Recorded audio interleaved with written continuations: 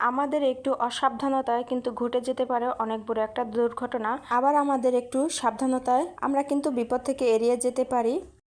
এই যে আমার হাতে যে কেবলটা দেখছেন, কেবলের উপর কিন্তু আমি একটা কাপড় পেঁচিয়ে নিয়েছি।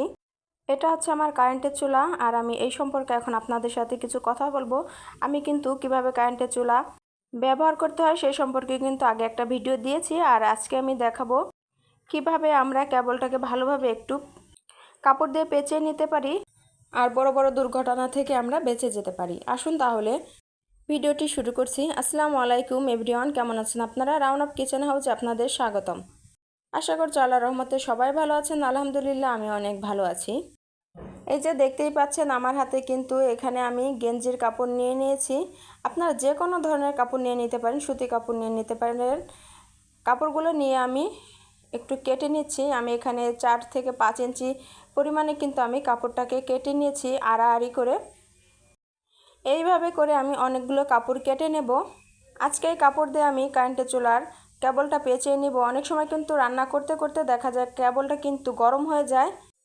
অনেকে কিন্তু ভয় পায়, আবার দেখা যায় রান্নার যে তেল মশলাটা ওটা কিন্তু কেবলে লেগে যায়।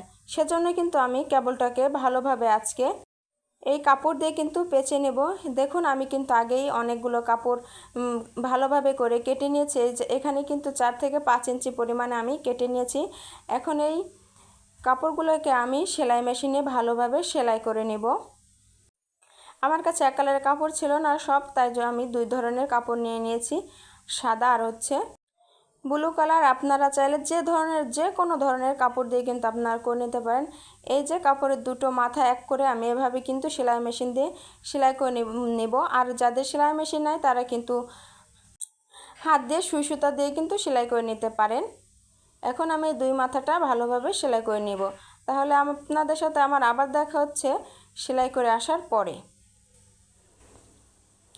দেখুন আমি কিন্তু সেলাই করে নিয়েছি। এই যে দেখতেই পাচ্ছেন সবগুলো কিন্তু আমি এই যে সেলাই করে নিয়েছি। এই যে খুব সুন্দরভাবে মুখটা ভালোভাবে এপাশ ওপাশ করে মেরে তারপর কিন্তু আমি সেলাই করে নিয়েছি।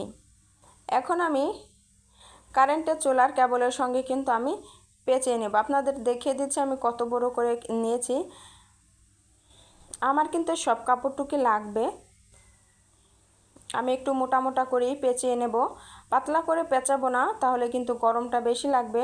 আর একটু মোটা করে পেঁচালে দেখা যাবে কি আগুনের তাপটা গরমটা কিন্তু বেশি একটা লাগবে না, যা লাগবে উপর দিয়ে কিন্তু আবার কেবল পর্যন্ত পৌঁছাবে না গরমটা। এই যে চুলাটা নিয়ে নিয়েছি, এখন আমি কাপড়টাকে ভালোভাবে কেবলের সঙ্গে পেঁচিয়ে নেব।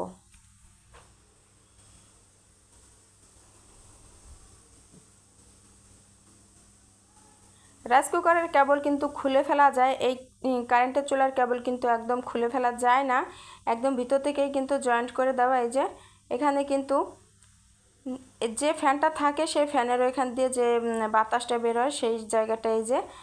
আর এখন আমি খুব সুন্দর করে একটু দেখিয়ে দিচ্ছি আপনাদের, পেঁচিয়ে নেব।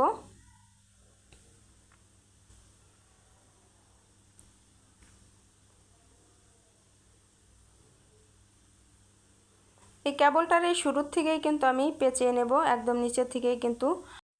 কেবলে কিন্তু আমি শুরুতে একটা গিট দিয়ে নেব।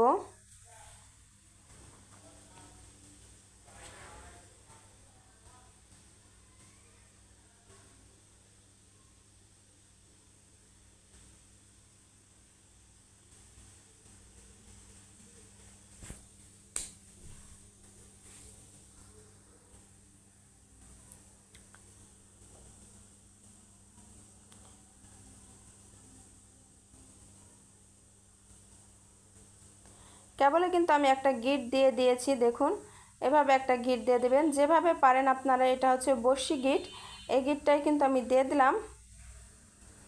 এখন আমি কেবলের সাথে কিন্তু এই কাপড়টা ভালোভাবে পেঁচে নিব, আর গিটটা কিন্তু একটু টাইট করেই দিতে হবে। এখন কিন্তু এভাবে ঘুরিয়ে ঘুরিয়ে আমি সমস্ত কেবলে পেঁচে নেব কাপড়গুলোকে। প্রথমে কিন্তু একটু কষ্ট হবে, যেহেতু আমার কাপড়গুলো বড়, আমার কেবলটাও বড়, সেজন্য কিন্তু প্রথমে একটু কিন্তু কষ্ট হবে, তারপর কিন্তু একদমই হয়ে যাবে। এভাবে কিন্তু ভালোভাবে পেঁচিয়ে নেব। দেখতেই পাচ্ছেন আমি যেভাবে ঘুরিয়ে ঘুরিয়ে নিচ্ছি, এইভাবেই কিন্তু ঘুরিয়ে পেঁচিয়ে নিতে হবে। এই যে শেষের দিকে আপনাদের একটু দেখিয়ে দিচ্ছি কিভাবে ঘুরিয়ে নিতে হবে। এইভাবেই ঘুরিয়ে নিতে হবে প্রথম থেকেই। আমি একটু মোটা করেই নিয়েছি, দেখেই কিন্তু বোঝা যাচ্ছে আমি কিভাবে দিয়েছি আর কিভাবে কতটা মোটা হয়েছে। এই ধরনের যদি ছোট ছোট টিপস আমরা মেনে চলি, তাহলে কিন্তু আমাদের বড় কোনো দুর্ঘটনা থেকে কিন্তু আমরা এড়িয়ে যেতে পারি। অনেক সময় কিন্তু রাইস কুকারে শর্ট খায়, কারেন্টের চুলায় শর্ট খায়, এভাবে কিন্তু আর কেবলটা কিন্তু অনেক সময় লিক হয়ে যায়। আর এভাবে কিন্তু পেঁচিয়ে নিলে কিন্তু কোনো ধরনের লিকও হবে না, যেহেতু গরমটা লাগবে না সেহেতু লিক হবে না, আর কোনো বিপদেরও আশঙ্কা নেই। অনেক সময় বলতে পারেন যে শেষের দিকে এসে কিভাবে আমরা এটাকে করে নেব। এই যে আমি একটু কেটে নিয়েছি কাপড়টা, এখন আমি ভালোভাবে এখানে একটা গিট দিয়ে দিব।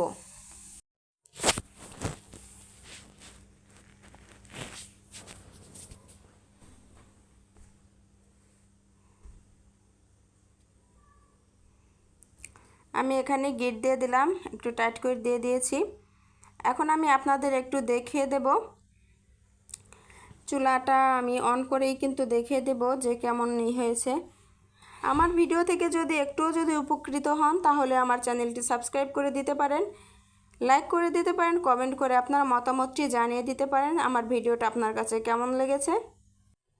ছোট ছোট টিপস কিন্তু আমাদের জীবনে বড় বড় কিন্তু দুর্ঘটনা থেকে আমরা বেঁচে যেতে পারি।